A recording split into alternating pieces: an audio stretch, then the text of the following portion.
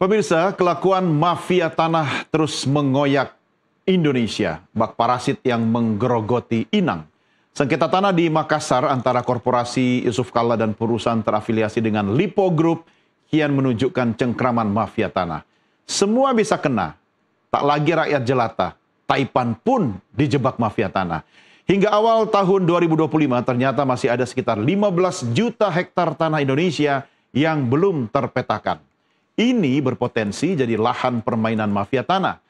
Sejauh mana pencapaian performa atau reforma agraria pemerintah yang targetnya juga memberantas mafia tanah? Mari sama-sama kita bahas selengkapnya bersama rekan saya Tasya Lutmila dan tentunya Gabriel Yoga dalam NTV Insight berikut ini.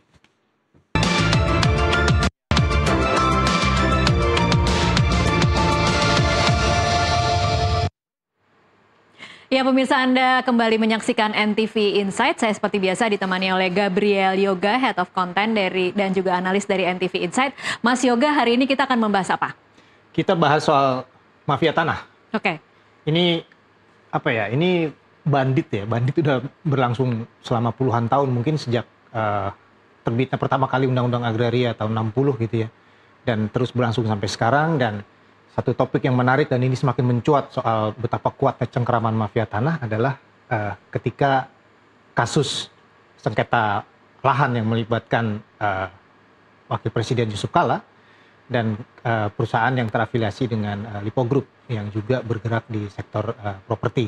Oke. Nah itu kan juga makin mencuat. Korbannya sekarang bukan main-main ya, mantan wapres ya. Bayangkan mantan Wakil Presiden yang juga salah satu orang terkenal lah di negeri ini gitu. Dan ini juga bukan hanya dia, bahkan negara pun pada akhirnya ya dalam tanda kutip tertipu gitu ya, dan banyak yang kena jebak dari mafia tanah juga gitu. Oke, ini kan mungkin tidak semua publik mengikuti ceritanya ya Mas Yoga. Mungkin bisa dikasih gambaran singkat saja apa sebenarnya yang terjadi ketika kita memang mendengar informasi bahwa JK kemudian bersengketa tanah dengan grup Lipo.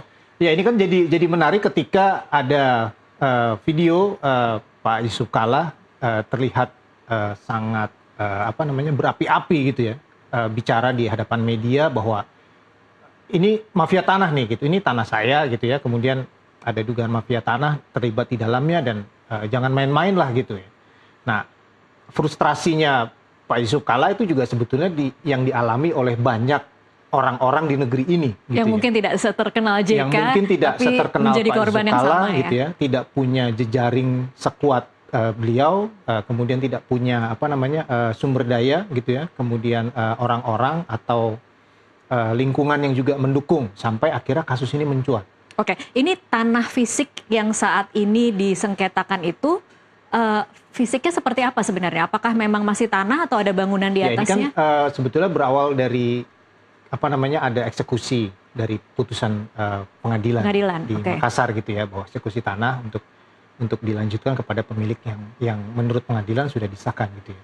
Nah, tapi tentu saja ini jadi pertanyaan besar. Bahkan Pak Nusron, Menteri Agraria juga mempertanyakan, loh ini bagaimana eksekusi ini bisa berlangsung sementara undangan ke BPN saja ada yang dibatalkan waktu itu, belum ada pengukuran ulang lah istilahnya. Kok tiba-tiba sudah dieksekusi. Nah, ini dasarnya seperti apa? Nah, pertanyaan publik kan juga gitu ya. Ini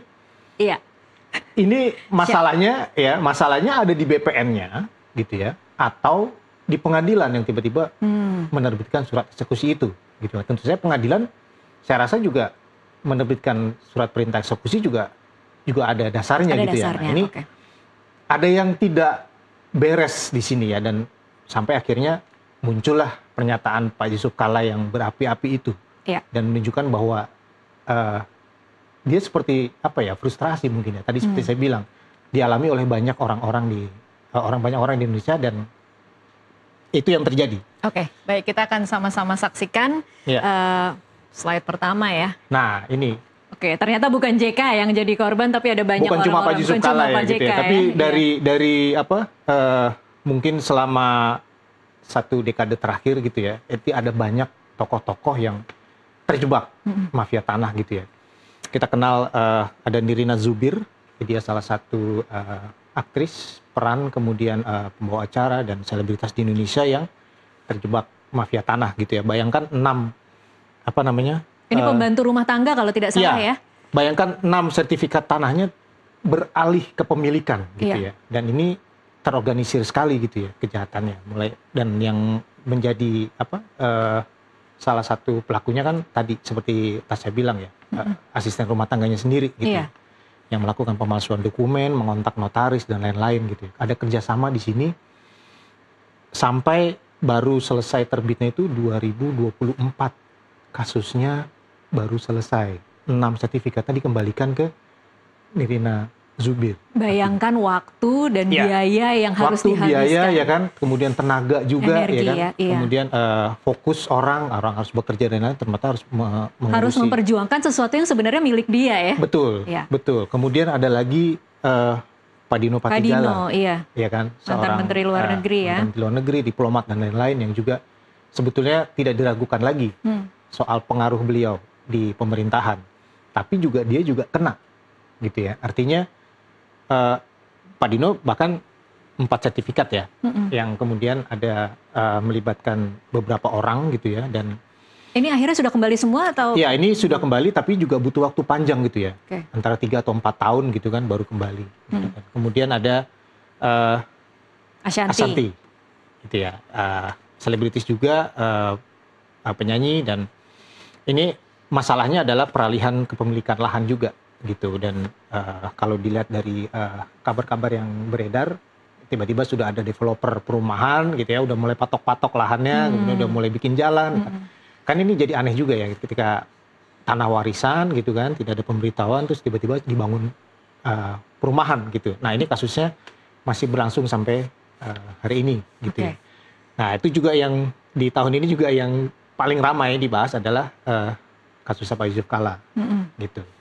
Tanahnya 16,4 hektar ya. 16,4 hektar. Bayangkan betapa luasnya. Dan makanya tadi saya menanyakan, ini fisiknya sebenarnya tanah saja atau tanah saja. Tanah. Nah, dan ketika eksekusi apa yang ingin dilakukan, apa yang ingin dibangun oleh itu kan GMTD ini yang melibatkan ada satu perusahaan patungan gitu ya, PT Goa Makassar Tourism Development, patungan antara terafiliasi dengan Lipo Group dan pemerintah daerah di sana gitu.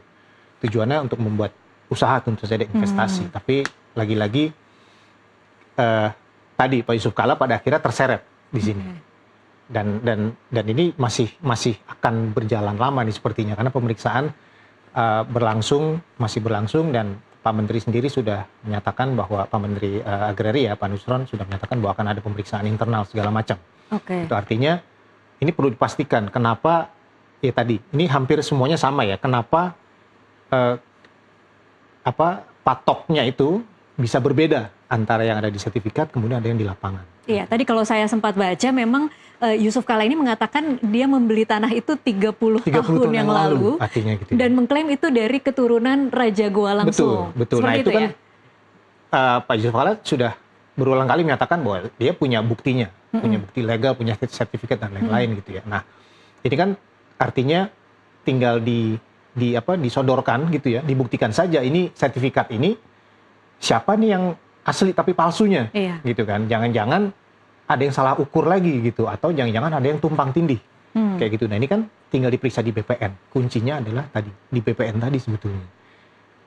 Kalau belajar dari 4 orang ini dan 4 kasus mereka, berarti Mas Yoga, apa yang kira-kira mungkin harus diketahui oleh pemilik tanah yang misalnya tanahnya tidak digarap atau tidak ada bangunan untuk kemudian mencegah terjadi hal-hal seperti ini?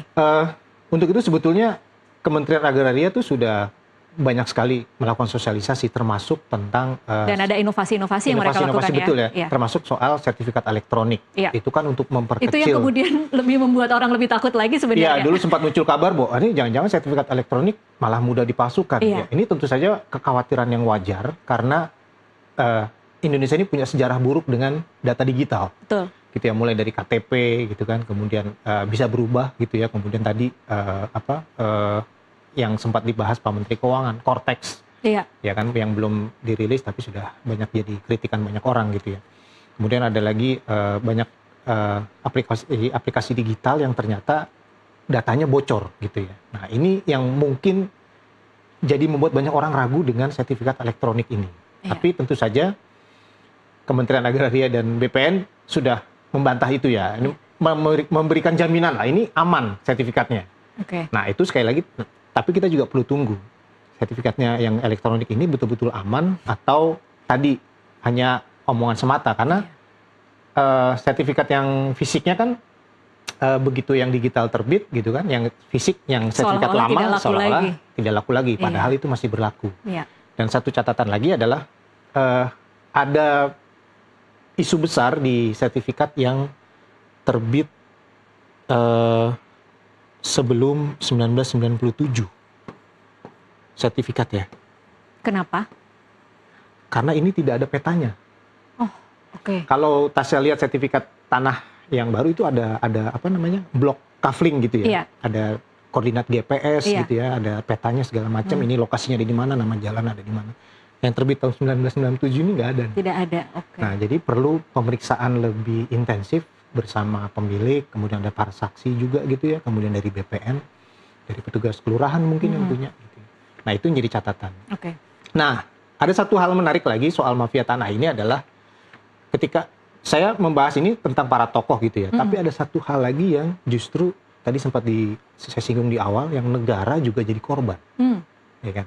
Di kasus apa itu? Ingat ini nggak? Iya, siapa yang tidak ingat, baru saja terjadi. Ini yang lagi diselidiki.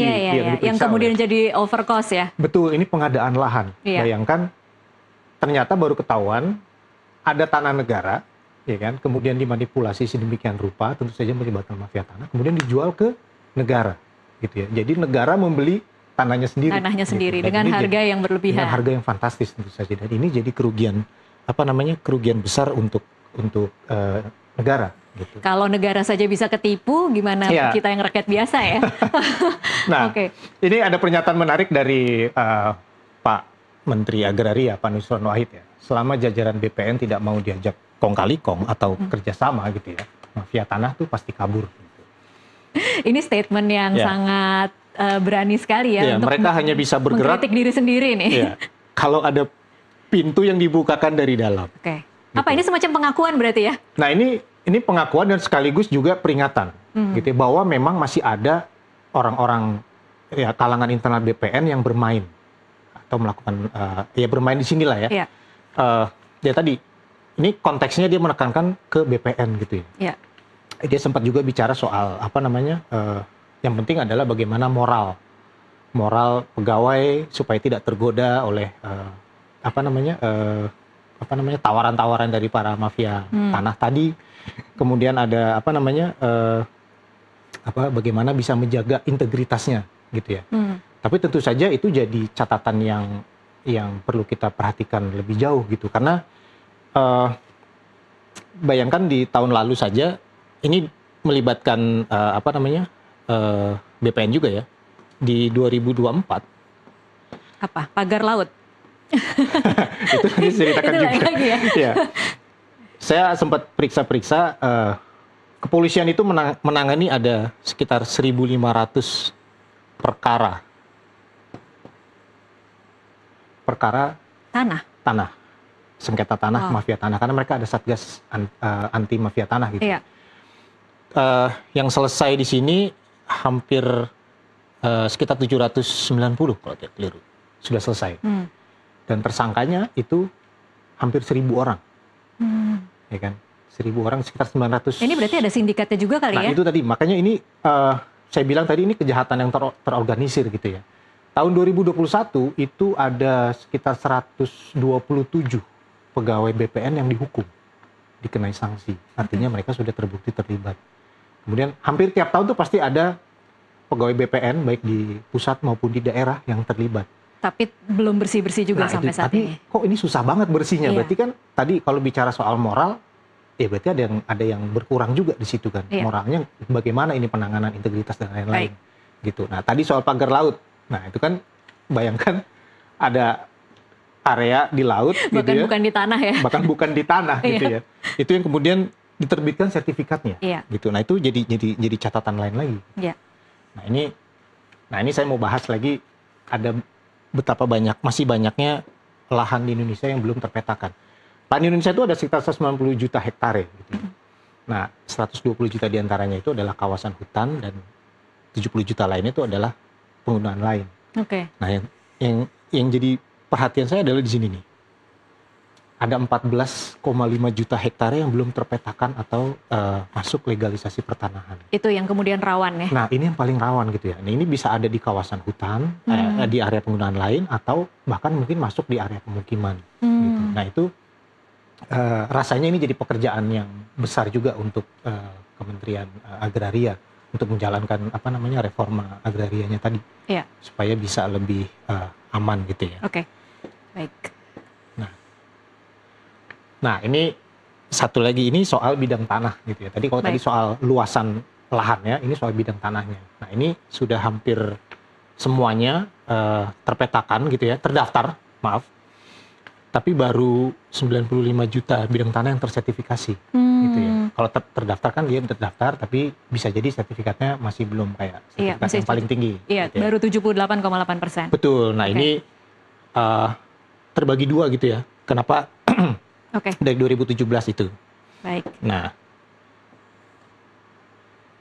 ini sempat ramai juga soal status pulau-pulau gitu ya. Bayangkan hanya ada 1.349 pulau yang bersertifikat dan 15.900 diantaranya belum ada sertifikatnya. Ini bisa jadi potensi konflik lain kayak gitu sih.